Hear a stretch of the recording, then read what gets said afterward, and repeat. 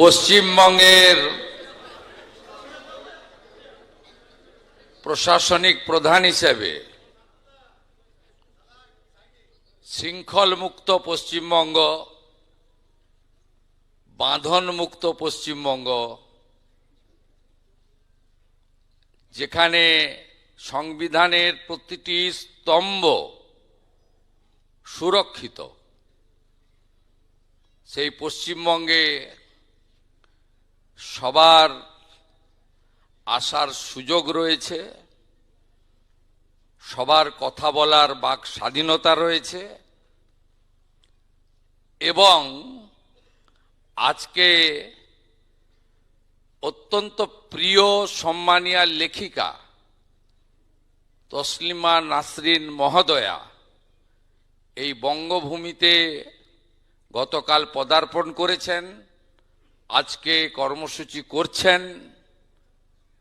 এটার মধ্য দিয়ে প্রমাণিত হয়েছে নতুন সরকারের হাতে এই বাংলার গণতন্ত্র, সংবিধান, বাক স্বাধীনতা, মৌলিক অধিকার সুরক্ষিত। এখানে কোনোভাবে ধমক চমক, দেখে নেব, আটকে দেব, এসব জিনিস অতীত হয়ে গেছে। উনি আসছেন শুনে আমি এখানে আমন্ত্রিত নই। আসছেন শুনে আমি শুধু মুখ্যমন্ত্রীও নয়, তথ্য সংস্কৃতি দপ্তরেরও মন্ত্রী। আমি উনাকে স্বাগত জানালাম বন্দে মাতরমের সার্ধশতবর্ষ ঋষি বঙ্কিমচন্দ্রের ছবি দিয়ে। পশ্চিমবঙ্গে আপনি স্বাগত। আপনি লেখিকা, আপনার লেখা সবাই পড়ে, আপনার গুণগ্রাহীর সংখ্যা প্রচুর।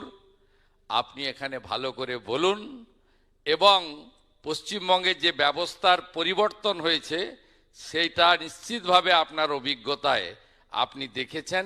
একবার নয়, আপনি যখনই মনে করবেন বারে বারে আসবেন।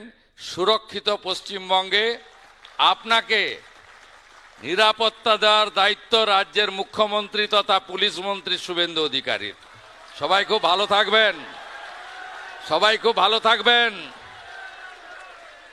শুধু মুখের পরিবর্তন হয়নি, ব্যবস্থারও পরিবর্তন হয়েছে।